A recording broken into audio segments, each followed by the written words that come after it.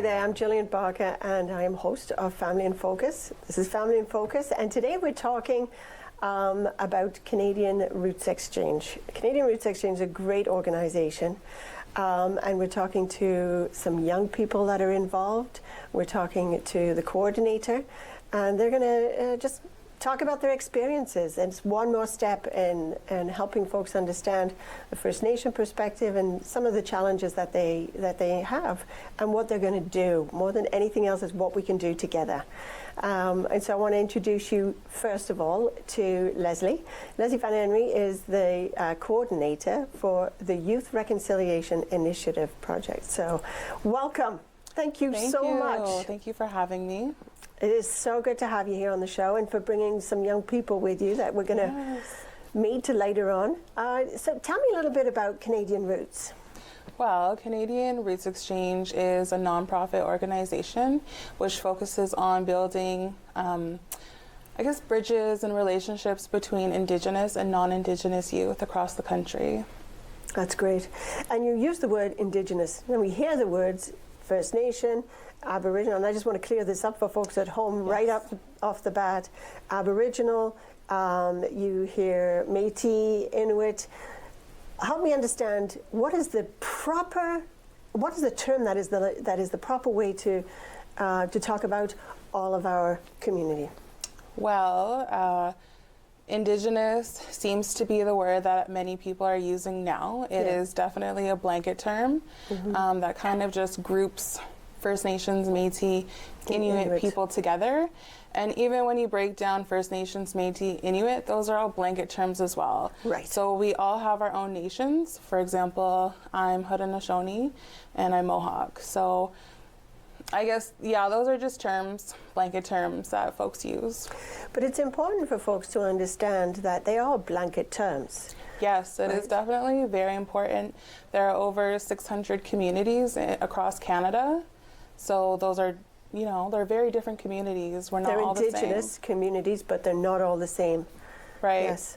Yes. So that's great. I'm glad we got that out of the way. It's important. And so tell me, what brought you to Canadian Roots? Well, so I guess it kind of started at George Brown College when I was studying special event management. I was also the First Nations Métis Inuit representative for the Student Association. And during my time there, I organized an exchange. I called it the Truth and Reconciliation Retreat. And I had Indigenous and non-Indigenous students come on a retreat with me to Six Nations. And we visited a lot of different places, historical places in Six Nations. And it was really great. It was a great experience for me to be able to show different folks how my community lives and to break down stereotypes that some folks may have. That's the biggie, isn't it? Yeah. Breaking down those stereotypes and just not being afraid to sort of talk and act and ask.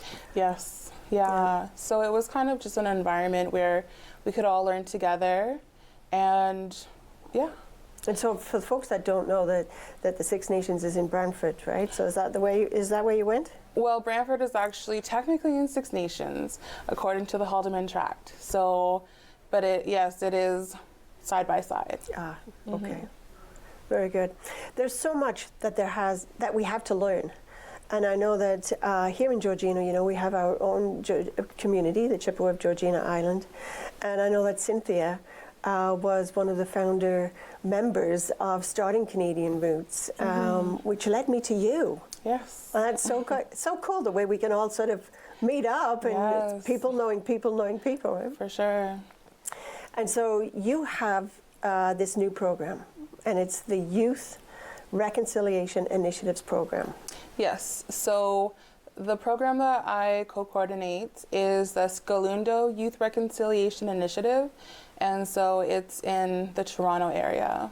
Cool. But we do also have the Youth Reconciliation Initiative that is nationwide. That's nationwide. So you do the Toronto Skalundo. Skalundo. And Skalundo because... So Toronto comes from the Mohawk word Skalundo, which means where the logs are in the water. Perfect. So we're going to be right back, and we're going to be talking to some young people with Leslie about the Youth Initiative Program. Thank you.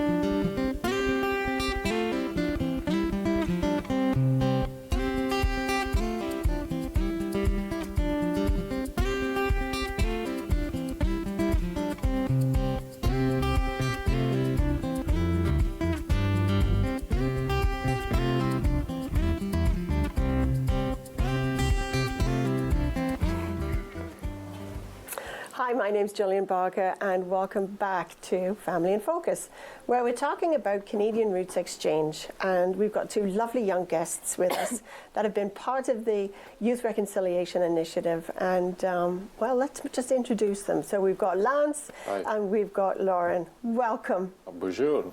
Oh, thank you. What is it? Anine? Anine? Yeah. Yeah, Yes. Oh, bonjour, Anine. Thank you so much for coming. Thank you for having us. So maybe what we can do is we can start maybe with you, Lance, and you tell us, like, what drew you to the Canadian Roots Exchange? Yeah, Leslie shared with me about the initiative in a general sense, and I was just really drawn to it because I was looking for something more meaningful for me to do in terms of the community and the First Nation community and helping our people, right? And really, I guess, reigniting that conversation again, that dialogue between Indigenous and non-Indigenous people. So with myself studying hospitality and tourism, I'm just in my final year of my undergrad. Oh, congratulations. I was just looking for something how I can really integrate what I'm doing with my First Nation community, right? Just Very something nice. to bridge that to them Right. two. Yeah. It's so important to be part of your own culture. It is. And where are you from? I'm from Wagashik First Nation, so it's just off of Abitibi Lake. Wagashik First Nation is the government's name, but traditionally it's Abitibi Lake. Abitibi. And we're the Algonquin Nation of that lake. Well, welcome. Yeah. Thank you. And how about yourself, Lauren? What drew you to the program? Well, it started about a year ago in September. I spent the whole summer looking for a job, and I was with an employment agency, and I was doing all kinds of stuff. And my employment counselor was trying to help me find a job, and he learned a lot about me. So then he decided, hey, why don't you work for Canadian Roots Exchange? I think it would really benefit for you. Wow. So word of mouth again. Yeah, so I started at Canadian Roots Exchange as an intern. And yeah, I've done a lot of things that involve CRE, from doing an exchange with them, doing programs. We also had a conference in Winnipeg this year Wow. in March. Cool. And yeah, and now I'm with the TYRI Reconciliation Initiative. That's great. So you've really explored. So you've been with the organization for what, a year and a half? About a year and 4 months, maybe almost. Yeah. Marvelous. Yeah. But she's the senior. So Lauren, where are you from? My family is from Manitoulin Island, which is northern Ontario. The closest, I guess, city would be Sudbury. Mm-hmm. And my family, my reserve is Omninconning First Nation, which can also be known as Sucker Creek by the older people. Mm.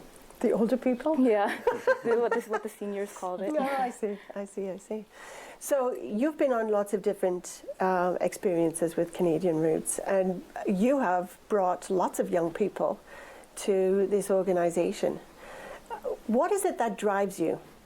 What is it that you want to get out of this, or what do you want to achieve? Some of your own personal goals. For me, what's really driving this is I really want to make a difference in my community, and I really want to give back to my people, right? So essentially being here and doing this work is really spreading that message out there and bringing awareness to a lot of these issues and things that we experience, right? Mm-hmm. And really just showing leadership, right, out in the community, out from my community, right, out in the world. Really championing it. Exactly. Yes. Yeah. And so, Lance, how old were you when you came to Toronto? I was 20 20 years old. So I've been here now for 5 years. Right. Yeah. And you came here to study. Yeah, I came here to study.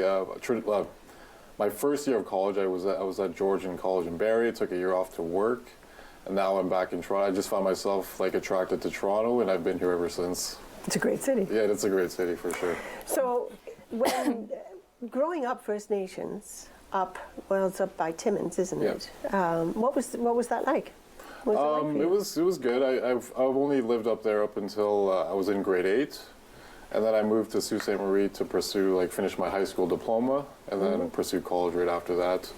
But I guess back home, there are certain issues as there are with a lot of First Nation communities, right? But it was, I don't know. It's a tradition. I love being home. It's so good to be on the lake in nature, but also experiencing things that we have in the school system and just in our society, right?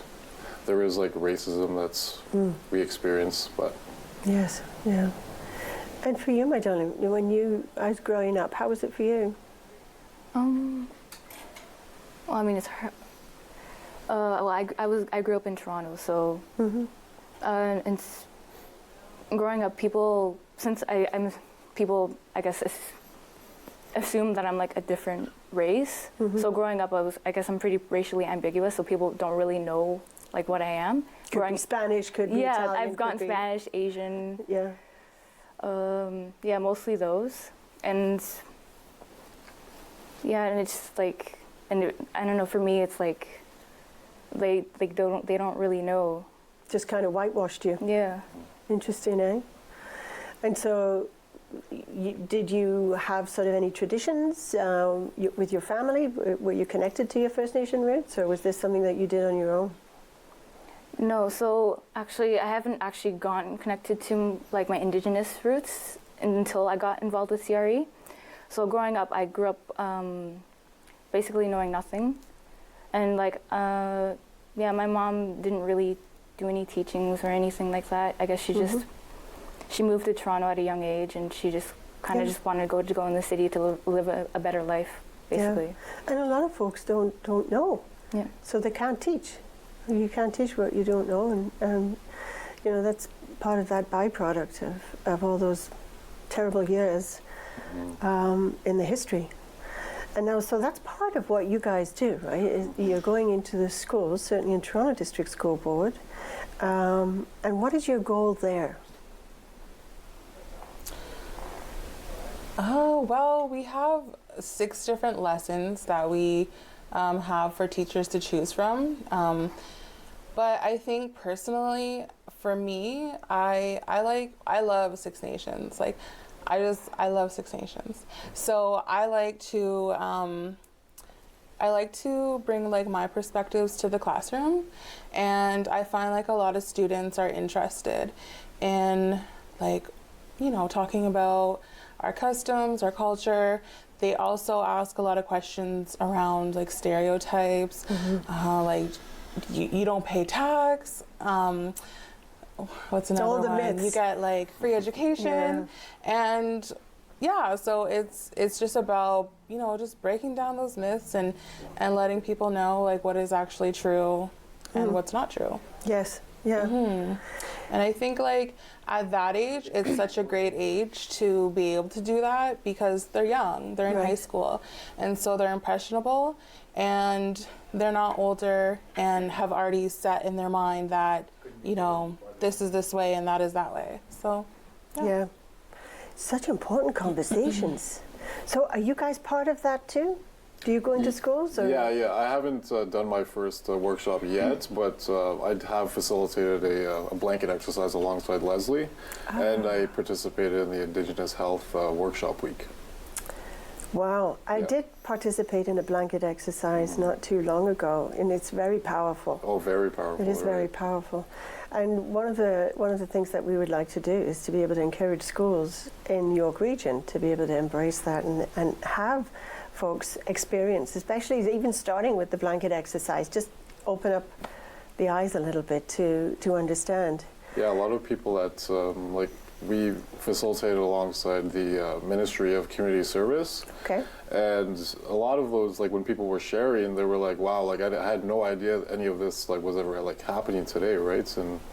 In Canada. So it was pretty shocking to see that still exists, right? It does still Yeah. exist. Yeah, and I think that the blanket exercise is one tool to start a conversation. Exactly. But there's so much more to be done than the blanket exercise. You're right. Yeah. It's an entry point. Yes. Yeah, it's an entry point. It gets people ready and prepared to have difficult conversations, because some of those Difficult but necessary. definitely. And so you're finding that the young students at TDSB, are you in the Catholic board as well in Toronto? No, just the Toronto District School District. Board. So you're finding that the young students are very receptive and they've got lots of questions. Yes, actually, in one of our lessons, it's on wampum, and we talk about the dish with one spoon, and that's actually in the morning announcements. So they're like, "Oh, that's what it is." So the dish with one spoon is a wampum covenant that is basically based on the land to keep it clean, to take only what you need, and to make sure that there are resources for others.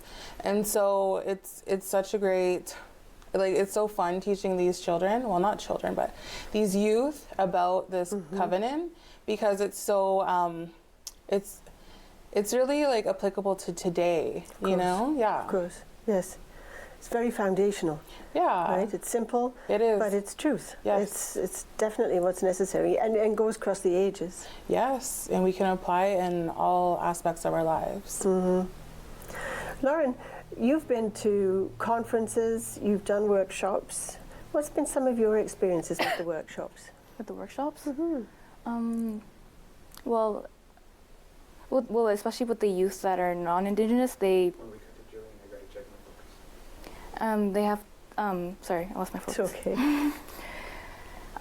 So especially with the non-Indigenous youth that we do workshops for, I guess it depends on like the group of people, because the more mature youth, they ask questions, they're like really engaged. Yeah, that's good. Yeah, That's good. it depends on the group, And you're planting seeds, right, for young people. You start with young people. You're planting seeds for future growth. It's hard to undo. You can't undo. But to change the future, you have to start with young people. And it's great that it's young champions like you guys that are out there doing this work. This is superb. That's a good point, because I was going to bring that up earlier. That was part of the reason why I wanted to go on the Six Nations, like the workshop week. I was like, I really believe in that planting that seed, right? And whether it's like not in like front of an audience, but like sitting alongside one another, talking one-on-one, right? And just sharing my experiences and planting that seed. Yes. Right. And that's what we try to do on the show, right? It's just, okay, here's a different perspective. Let's talk about this. Right. And even if you only reach one person, that one person has a network of who knows how many. Right. And you change one person's perspective, or you broaden one person's perspective, you impact many, many more. So it's important, very important work that you do. One of my, I guess, favorite experiences for the at Six Nations was one of the youth U of T students. He was asking me about the sweat lodge, because he was having a hard time to understand what it was and the purpose of it and like why he was there, right? And it was just like we were just in the hotel rooms talking one-on-one, and he was asking me. He's like, I feel like I didn't know what I was doing there, like what I was supposed to be doing. And I shared with him just in a general sense, just very honestly. And he was like, wow, he's like, I feel like you've articulated what a sweat lodge is better than that workshop. Wow. And that was a big part of that, planting that seed. It was just sharing that. Your experience and yeah. your story. And I think that's what happens for a lot of folks, is that they're a little bit afraid to do something because they don't necessarily understand it, or I don't want to do it wrong and tick somebody off or be disrespectful, and so they get in that place of doing nothing. And that's the worst that can happen, right, is that we immobilize people. So allowing people to ask questions is a beautiful way to be able to engage and answer them in a personal way. What's been some of your highlights? My highlights? Mm-hmm. What do you mean? Highlights, some stories, anything that's kind of sticks out for you. What was your favorite time, whether at a conference or at a workshop, or maybe even with you guys sharing? Well, I guess honestly, I guess for me, just my highlight is just when the workshop is finished, people like reflect, and we also do sharing circles with the groups, and like they express like how they feel, and we get a lot of positive feedback and a lot of like experiences of people who are like, whoa, I didn't know about this or this and that. Like, I really am thankful for like this opportunity, and just that is an accomplishment that we're getting the awareness around. Yeah, and you certainly are, and it's that that circle at the end of everybody coming together and saying, "Hey, I got this." Hey, well, what about this? I never knew that. And being in that very vulnerable place of being able to say what you felt, somewhere along the workshop, people shifted from being scared or angry or not knowing or mistrustful to a place of vulnerability and being able to share in that circle. That's a great shift for a group of people to travel through in themselves. So. Well done, yeah. People being people, right? And that's I think that probably the goal of most of your organization, right? So I was looking through your website, and there's an exchange portion, a conference portion, and then there's the part that you are involved with, which is the Youth Reconciliation Initiatives. You have been to the conference, yes? yes. Can you speak a little bit about that conference? So the conference that I went to was this year in March, which was in Winnipeg. We had the conference in a school, and basically it was just a big gathering from people all around all around Canada, coming together in Winnipeg and sharing their stories, learning from each other, and it was just like a big gathering in one place. And yeah, we had a lot of workshops. We did like activities. So is this for non-Indigenous and Indigenous? Yeah, it's for everyone. For everyone. Where's the next one? The next one is in February, so in about 2 months. And this time it's going to be in Sudbury. Oh, cool. So it's going to be much closer in this your time. neck of the woods. Yeah. So when we come back, we're going to talk to a couple more wonderful young people at the Youth Reconciliation Initiative at Canadian Roots Exchange. Stay with us, and we'll be right back.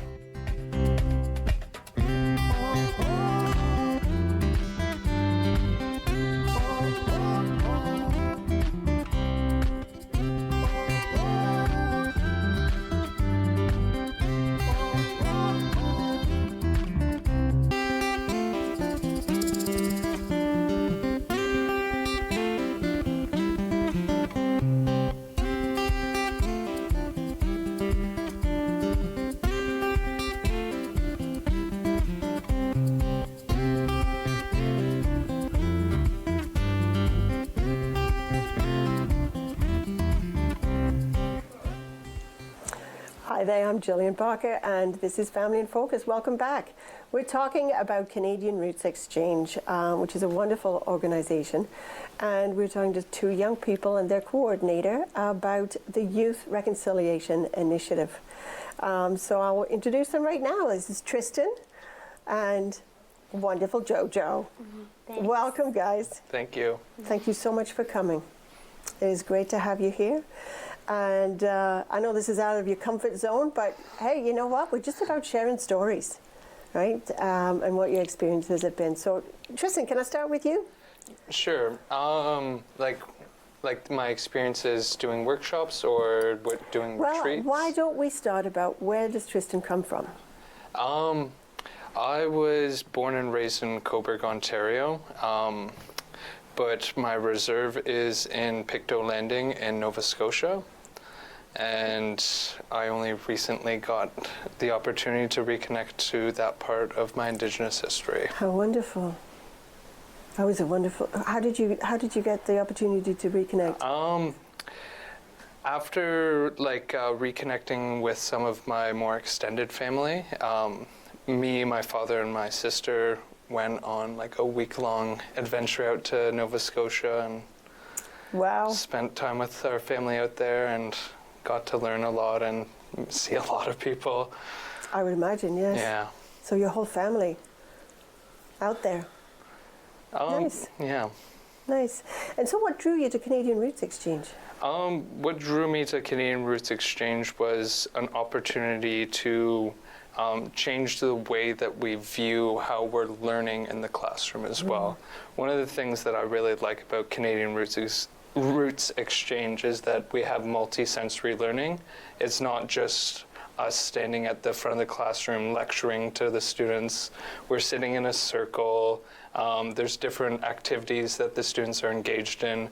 And as well, we have different replicas that we bring along with us that offer the more tactile students an opportunity to learn as well. That's great. That's great.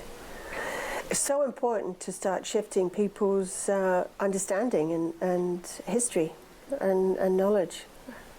So it's obviously something you love to do. Yeah. How many workshops have you done? I've probably done about 6 now. Wow, that's great. Yeah, the majority of our workshops were done throughout the Treaties Recognition Week. Oh, and we reached, I believe, over 400 students. Yeah. Wow. Yeah. So nationwide, I think 800 to 1,000 students we reached. But in Skalundo, it was over 400. That's brilliant. Wow. That's 400 lives that's been changed that can't ever go back to the way that they thought before. That's fantastic. And that week was November 13th? Was it November 7th or 13th? The 6th to the 10th, I believe, but I think that it started a little bit earlier, the last week of October. So lots of activities around that week in different schools. You guys must have been exhausted. Yes. How many of them of you guys are there? There's 12. Yeah. 12. 12 wonderfully dedicated champions. That's wonderful. So, Miss Jojo, Yes. I know this is a little uncomfortable for you because it's a new experience, but welcome.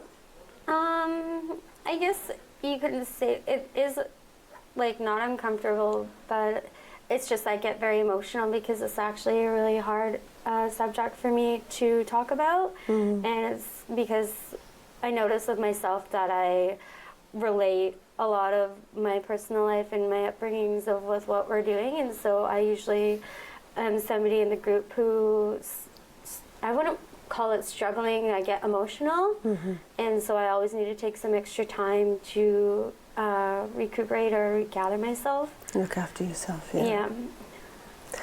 And I mean, there's. I'm glad you brought it up actually, because when you think about it, there's got to be an awful lot of emotion, and different for different folks, connected to rediscovering yourself and your community and what you lost.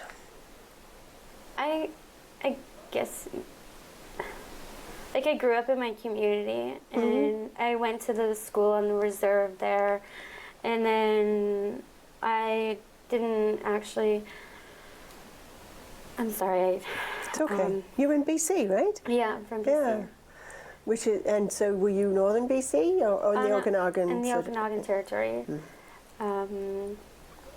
Nice. So it's like a lot of challenges for me, and mostly I feel like I'm on a big learning journey with the TYRI, and Leslie's the one who brought it to my attention, and she actually asked me when I was back home in the summer, and she said, hey, do you want to come and do this with me, because she knows that I'm very passionate about the truth and reconciliation, I guess you could call it. Yeah. Mostly the truth part. Yeah, mostly the truth part for me, I'm going to be honest. I have a hard time with that word reconciliation, because a lot of people have different concepts of that word. Yes. So You can't mess with truth. no. It is what it is. But People reconciliation. try. Oh, do they? Well, yeah. Yeah. It's true enough. And it's just like, because I know when I was going to high school, like I never learned this side of the truth. But when I was actually in the school in reserve, when I was just in grade school, I knew about residential schools and, Yeah. you know, about the settlers, and that's, like, I thought it was normal. Like, I didn't know how much pain there was actually No. behind it until I grew up, until I got older, more mature. Yeah, it's true. So to be a part of this group, it's a part of, I guess you could call it a part of, like, my healing learning journey. Yes. Yeah. Yes. You said something interesting when we were out. What in the did I green say? room. You said you'll probably know it's your journey when you reach Yeah. a certain point. Yeah. I It's think, true. Yeah. After a while, like when you have time to reflect on, you know, the process, what you've learned, then, you know, you see where it fits into your learning, healing, your journey. That self-reflection is so important. Lauren was talking about that being one of her favorite parts of the conferences and workshops and so forth. And every experience you have, and I think that this is very much needed, especially in our society now, is where we take that time off and reflect about what we've done, what we've said, who we've touched, who we haven't touched, could we have done something different, and being self-reflective about what was our intention. There's a lot of vanilla kind of words that get floated around, right? And that's when it's people's emotions and trauma and pain, you can't vanilla that. You can't make it less than it is. So I think, you know, for you to honestly say, you know, this is hard for me, this is emotional for me, is great. Yeah, I think that's kind of what reconciliation has become in a way, is kind of like a vanilla word. Because like you have to think about like reconciliation, like how did this come about, you know? Why is it time for reconciliation? I think it's really important to critically reflect on reconciliation, because if it doesn't mean truly anything to you, then I mean there's no point, right? What does it mean to you? Well, it depends. Reconciliation means a lot of different things to me. It depends on who I'm around. So I've been asked that question in a circle of people that I'm not familiar with, different people. And sometimes it's a buzzword. Yeah. Sometimes... It is a buzzword. Yeah. It is a buzzword. Call it what it is, right? It's a buzzword. It's trending. Yeah. So I think reconciliation, you know, it can be a meaningful word, but reconciliation is not for me to do. I'm busy. I'm in the process of rebuilding my identity. Yes. Yeah. So, yeah. That's true of a lot of folks, right? Rebuilding their identity. And so, in an ideal world, what is reconciliation? What should it look like? What do you think it should look like? There's the biggie. Oh, where do we I almost start? feel like that's could almost be a loaded question. In an ideal world, and it has to depend on whose ideal world. Like, you mean our ideal Yes. world? Reconciliation. I guess it's just for people to start honoring their word, and not only honoring their words, showing their words with actions. Yes. You know. To what you said you were going to do. Yes, and not only that, like taking care of the land more, you know, bringing it back to in a more healthier state than it is right now. For me, because the land is important to me, and especially from the way I grew up, because I grew up, you know, learning about the land back home, you know, learning It's an important part of traditions and yes. so Yes. and stories. How about you, Tristan? For me, I guess reconciliation would look like a lot of a power shift, I guess. So more of the voices that aren't being heard right now, or the voices that are being muzzled in a way, having those at the forefront of the big conversations that we're having around how we're going to be protecting our environment, what kind of laws are going to hold us accountable to making sure that we do make a better future for our children. Yes. And that you hit on a word that I think is very true, which is accountability. You know, when people say that they're going to do some of these things, are they going to do these things? And what's the timeline on that? And who's going to do that? Are we all going to do that? Or is that just so-and-so going to do that? It's an important part of the discussion. And you're right, there's a lot of voices that need to be heard, which I'm so glad you're here. Because this is an opportunity for the folks in Georgina to be able to hear from you guys, you champions that are out there challenging these things in a way. And this is your future. What are your hopes? What are your hopes of this program? So you just started, I think, August, right? Around that time, yes. Yeah. And how long have you been with the program?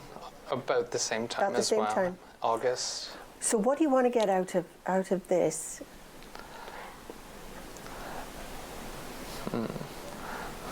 I mean, I know you said your journey and your healing. No, that's not all of it. That's just like the minimal part of it. I want to be able to learn how to have conversations with people where they want to listen to me, you know, and what I have to say, because I know I can get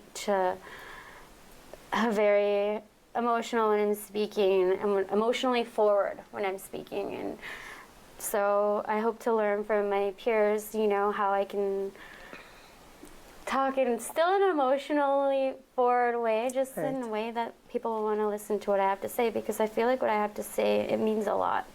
Yes, of course. Yes. And so do you find that your emotions get so big they come off as being angry, although it's just because of the size of them? They are angry emotions, so. Okay, fair enough.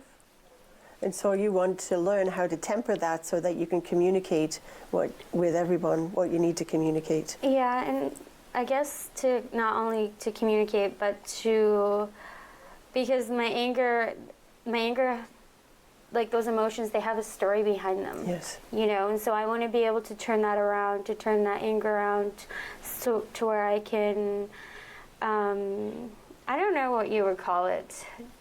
So use it more positively, more proactively? Yes, to use it more positively and proactively, because all I know is that I don't want my nieces and nephews to grow up the way I grew up and to have the experiences that I've experienced. And I already, I feel like they're already getting to that age, and yeah, you don't want them to feel that.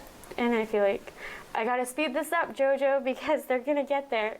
And they're going to experience the experiences that I've experienced, because people are only learning about the truth and reconciliation, or about our people's history, and the way that people just, like some people, they sound, I don't want to use that word clueless because it doesn't sound very nice, but to what actually happened and it is happening. Yeah.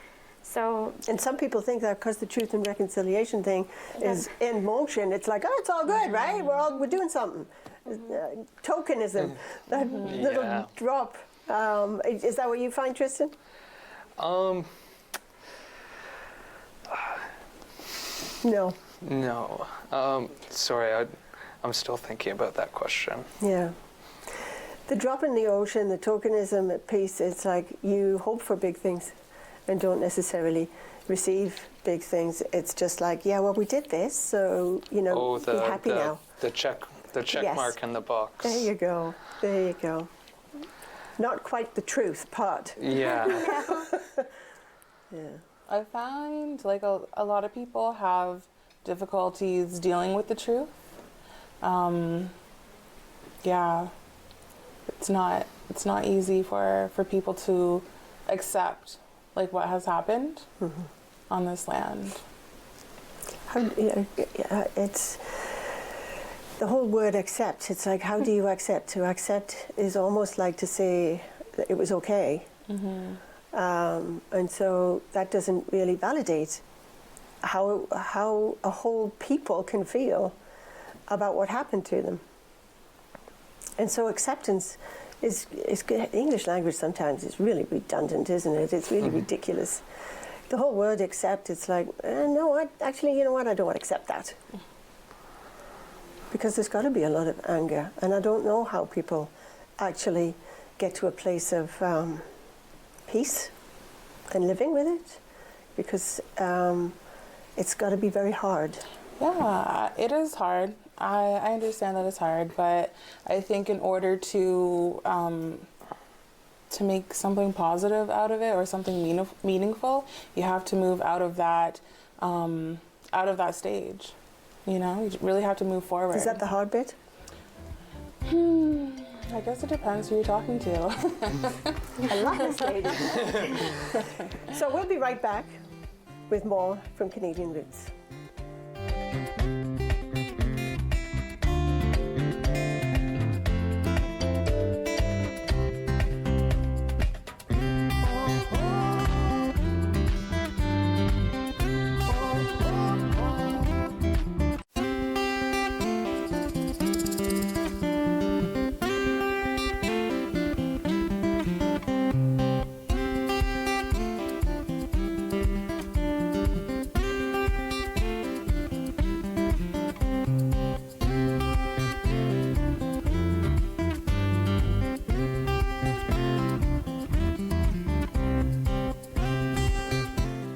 Hi there, I'm Gillian Barker, and this is Family in Focus.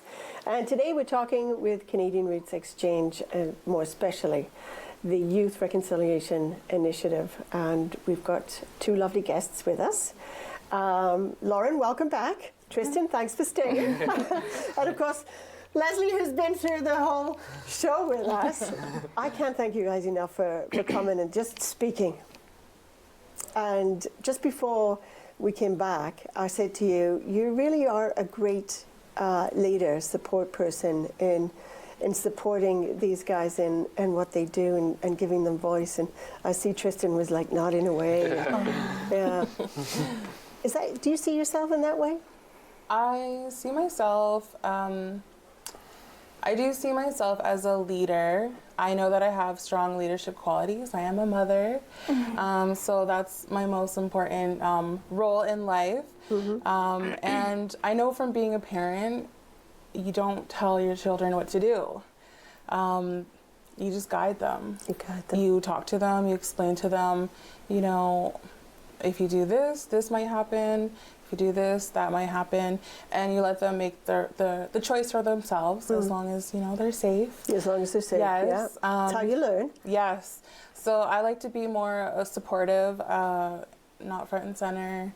So yeah, I feel like I just bring the tools together and let them go. Yeah. That's the kind of lady you're experiencing, right? Yeah. This is certainly the kind of person that I've met today, and so grateful for you guys coming. So when we were talking in the last segment, we got to a place where you had said, it's about moving forward. Yes, it was horrible. There was some horribly disastrous things that have happened. It's what we do now, how we move forward from here.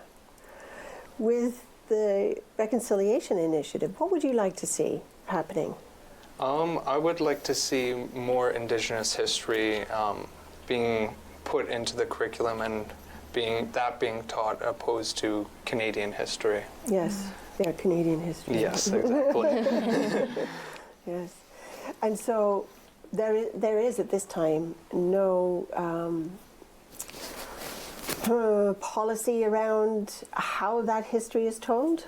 Has there been any changes, government changes, enforcement through the Ministry of Education as to how that curriculum is taught? Has there been any changes there? From what we've seen in classrooms, there doesn't seem to be much change. Yeah. So I think what's important for me is that you're teaching it. you're teaching this story. Yeah, I think that it's important. I like that we're teaching it because I like that Indigenous people, youth, are teaching other youth about our histories. Because you can't learn from, well, you can, but we don't want you to learn from a textbook about us. Because reading from a textbook, it kind of makes it seem like we're not even here anymore, and we're still here. We still, you know, have And our how'd lives. you put that in a textbook? Yeah, it's not the same. No. Yeah.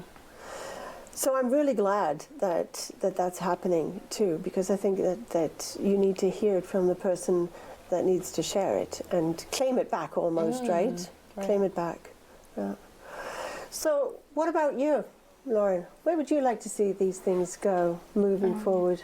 Well, for me, I guess the main thing is like, I feel like there's a lot of ignorance, like not necessarily like intentional ignorance, but like there's a lot of ignorance, especially with newcomers, recent newcomers, that they don't really know anything, especially like with Indigenous people, like they weren't exposed or like taught about the history, and like there's just a lot of ignorance and like a lot of stereotypes too, and And what about attracting Indigenous folks that haven't had the opportunity to be exposed to their culture and their language? I think the Canadian film company made a film, Birth of a Family, not too long ago, and it was from 3 kids that were in the 60s scoop, you know, and the challenges that they had in reuniting just with their families. So I think that there seems to be an awful lot of folks out there that are completely disconnected. And so this is yet again another forum for you guys to be able to attract those folks that are searching and looking. What a journey. What a journey. So, Miss Leslie, Yes. where do you see going from here? Where do I see it going from here? Well, that's a good question.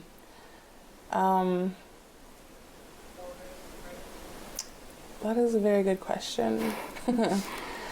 I personally, I would like to see, I think like Tristan had mentioned, like Indigenous courses taught throughout the school.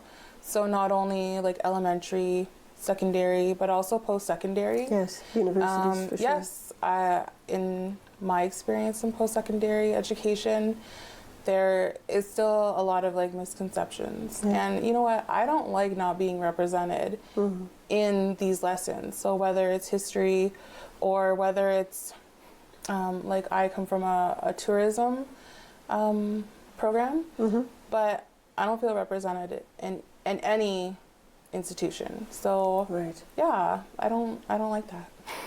No, I can understand that. So what would it take to shift that representation? Well, I guess that's when we come back to the Truth and Reconciliation Commission, and the government and institutions can address, you know, those items that pertain to them, and they implement, you know, more Indigenous staff, more Indigenous curriculum content, more support for Indigenous students, and also to address the funding gap, the PSSP. I know that there was 90 million added to that budget, but that's not... It's not enough. It's not enough. Where I'm from in Six Nations, well, I think all of the reserves are in the same boat where the funding hasn't been increased since 1996, so that doesn't... If we didn't get a pay raise since 1996, we wouldn't be happy. Oh, no. No. So, what would I've learned so much from you guys. You got to keep talking about it. You got to keep going on shows and keeping people informed and updated and, you know, thinking. But, Gillian, we can't do everything, okay? No, you can't, my friend. We need you to come into our communities and build meaningful relationships. That's right. And that's where I want you to go. Go there because I want you to tell people how they can get involved. What do they need to do? Okay, first of all, so when we did one of our training sessions in Six Nations, it was like literally my first day on the job. And my other co-workers wanted me to join them as a leader. So I'm like, what do I do? I don't know what I'm doing. But then I started thinking, like, what is important to me when talking about colonization? And what's important is that you realize and recognize that there was history before colonization. So our world didn't start when all that happened. We have our own creation stories from the beginning of time, and we've been passing them along generation to generation, along with our languages and our ceremonies and our culture. So that's really important to understand. So we should come to you and embrace and learn and say, tell me the creation story. I need to know your story. I need to know what that part is. That's a possibility. Okay. Yeah, it's a possibility. But I think in order to come to somebody, you have to know them on a personal level. I can't just walk up and say, hey, Gillian, tell me your creation story. Guys, thank you so much for coming. Can I invite you back? Yes. That's awesome. Thanks so much again. And we'll be back next time on Family in Focus.